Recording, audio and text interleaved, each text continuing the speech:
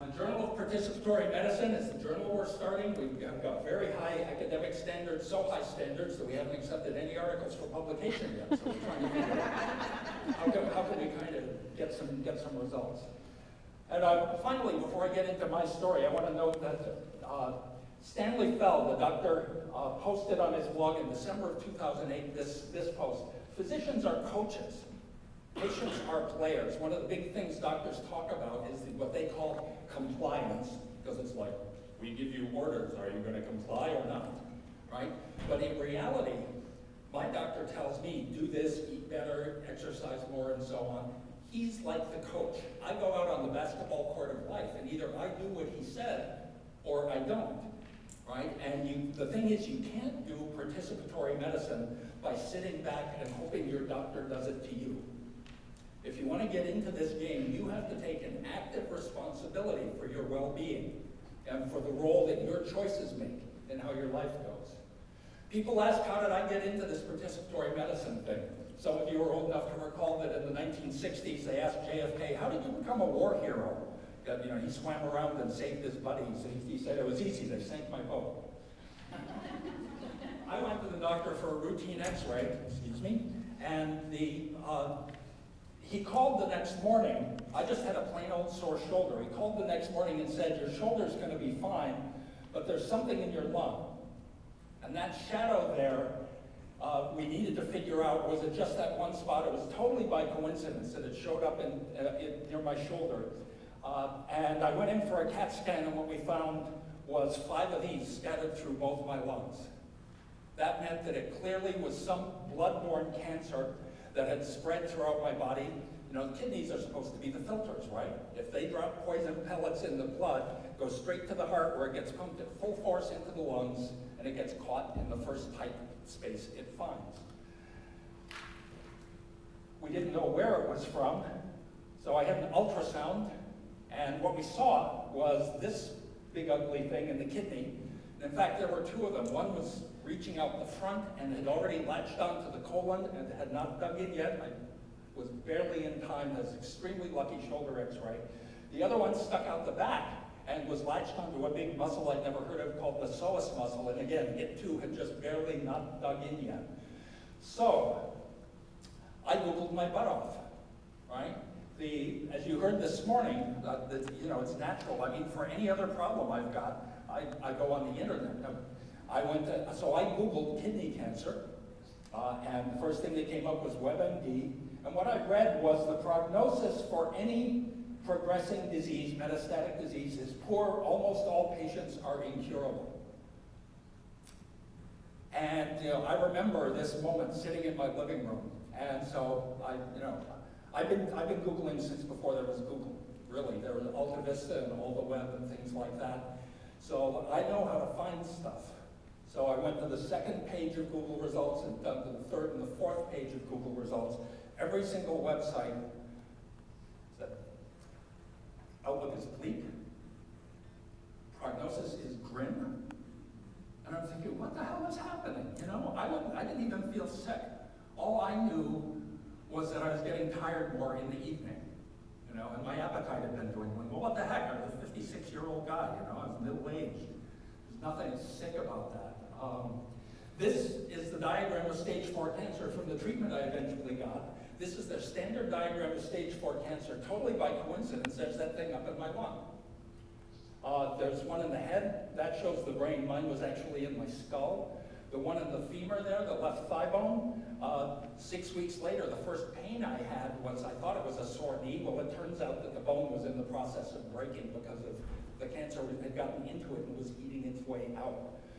And then just for good measure, there were these other ones scattered throughout my body. And in fact, up in the head there, you can see 2 weeks before my treatment started, I had what I thought was a cold sore on my tongue, but it erupted and started growing out like a mushroom. I had kidney cancer growing out of my tongue.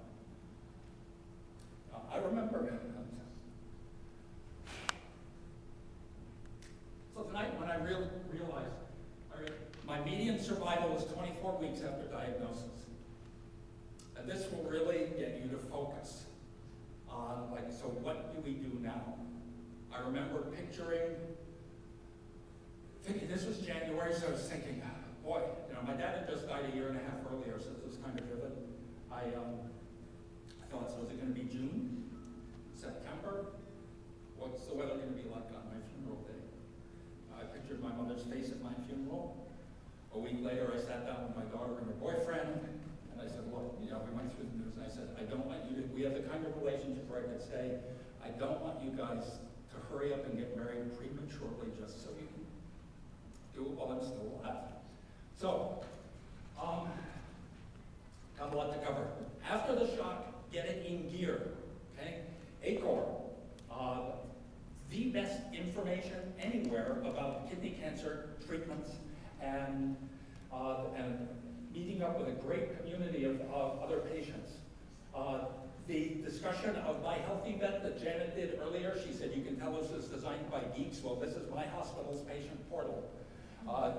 Absolutely designed in 1999 and not upgraded since then. It was pioneering at the time when they said, let's let the rest of the world catch up. Most hospitals haven't caught up, but I was able to share my password with medically knowledgeable family and friends. I started a community support journal on caringbridge.org, and it was phenomenal. One of the communication burdens that I faced at the beginning was like 10 phone calls every day going through the same information over and over again. With this, I post the daily update. People get an email and they can come view it when they want. They can leave a comment if they want, and then when I log in, I mean, to wake up in the morning on one of these days and see 20 messages from friends overnight was phenomenal. Free website, wonderful thing. Finally, I got a symptom 6 weeks after the shoulder x-ray, and it was this hole growing in the middle of my thigh bone. It did eventually break in May of that year. I got up to go to the bathroom early in the morning, and I fainted. When I woke up, my thigh bone was shaped like this. I have a tip for you. Breaking a leg is painful, so do it while you're passed out. Because, in fact, when I woke up, I was just like, well, that's interesting. I was in shock already. And by the time the shock wore off, the medics had arrived and fed me morphine, and I didn't actually start hurting until 3 days later. Anyway, the great thing was that that meant I could stop using a walker because the surgeon put the leg back together with steel and glue, and I could walk again. Long story short, the treatment worked. 50 weeks later, that tumor had shrunk by this much. It's a treatment that usually doesn't work. The thing to be aware of as medical librarians is many hospitals go to them. You don't find out about high-dosage interleukin as a treatment option. On ACOR, that was the first thing they said, the informed patient community.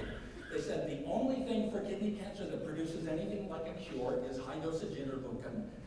Most hospitals don't offer it. Your hospital may not tell you about it. If you can try for it, if you can get it, try for it. Because if you get something else first, you may not be able to use interleukin later, and then there is no cure. So what do I do with my free replay? I started a blog, Just the New Life of Patient Dave is all I called it. Then, shortly after, my doctor told me about this ePatient's white paper. That's Tom Ferguson there next to the logo. That's Susanna Fox up in the middle center, and to her right's Denny Sands, my doctor. I renamed myself ePatient Dave. So here's a question for you. How can it be that the most useful, accurate information can exist outside of traditional channels? There is a tremendous earthquake-style tectonic shift going on in the processes by which the most useful information arises. And again, this is where you come in. In this white paper, Donald Lindbergh, the director of the National Library of Medicine, is quoted as saying, if I read 2 journal articles every night at the end of a year, I'd be 400 years behind. Now, I got a bunch of grief quoting this to various people at medical conferences in the past year. A few weeks ago, I got to speak at the Friends of the National Library of Medicine, and I got to talk to him, and he said it's worse now.